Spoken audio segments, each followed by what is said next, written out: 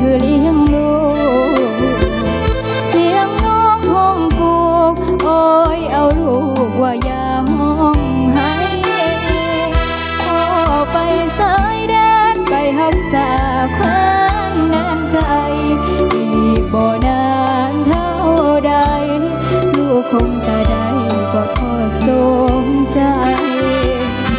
ลมพัดยอดไผ่ประสานเสียงไปพันอยู่หัวนาลมหนาวพัดมาอยู่แนวหน้าอย่าท้อ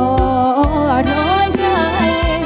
น้องอยู่ทางบ้านจะคอยประสานส่งข่าวไปภาวนาให้อายปลอดภัยน้องส่งแห่งใจให้ทุกเวลาให้ตามคำสั่งให้อายระวังทั้งคู่และสายฟังคำเจ้านายอย่าไปก้าวกายผู้บังคับบัญชาวันใดอายกับน้องจะไปหาตามคำสัญญาให้เตือนสติทุกทางว่ามีคนอยู่แนวหลัง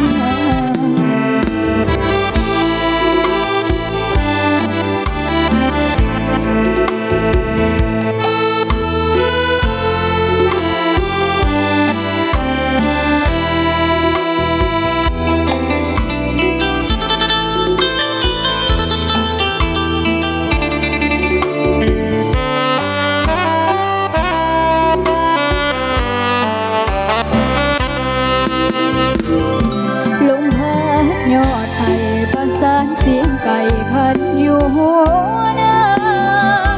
ลมหนาวพัดมาอยู่แนวหน้าอย่าท้อถอนใจ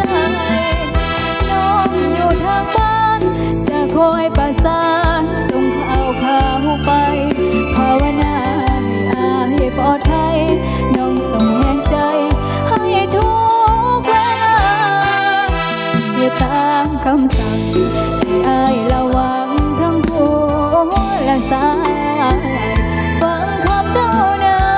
ยอย่าไปก้าวกายผู้บังคับบัญชาวันใดอายกับน้องจะไปหาตามคำสัญญาให้เตือนสติทุกทางว่ามีคนอยู่แนวหลัง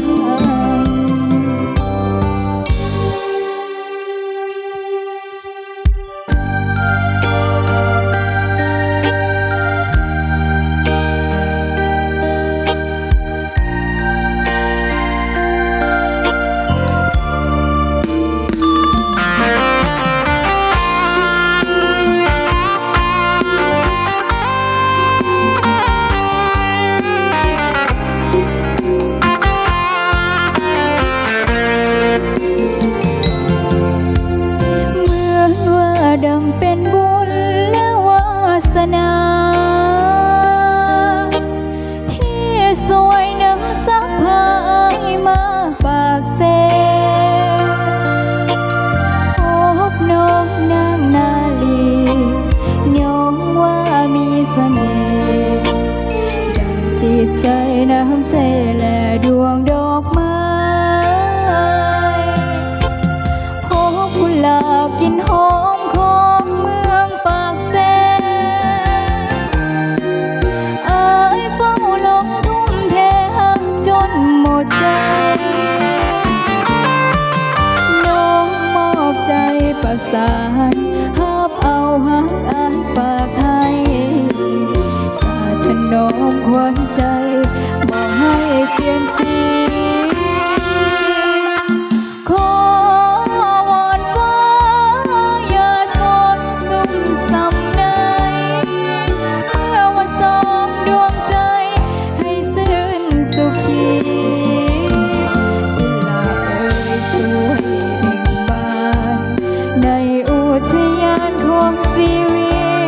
สมเป็นกุลสตรีที่งาม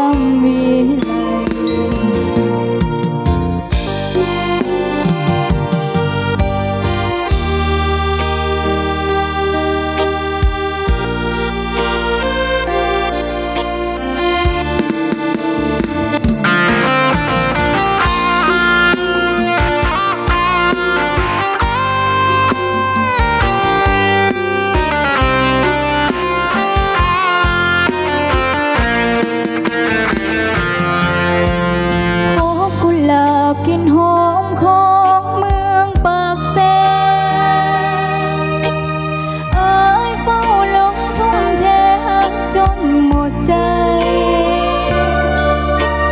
น้องมอบใจประสานฮับเอาฮักอายฝากให้จนถนอมควรใจบ่ให้เปลี่ยนสีขอวอนฟ้าอย่าฝนสุ่มซ้ำในเพื่อว่าสองดวงใจให้ซึ้งสักที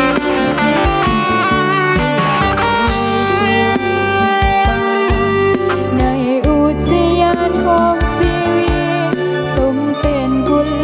สตรีที่งามมีขอวอนฟ้าอย่าฝนสุ่มซ้ำในเพื่อว่าสองดวงใจให้ซึ้งสักที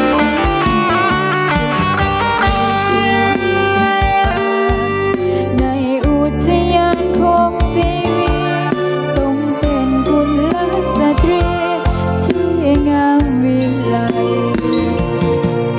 ทรงเป็นกุลสตรี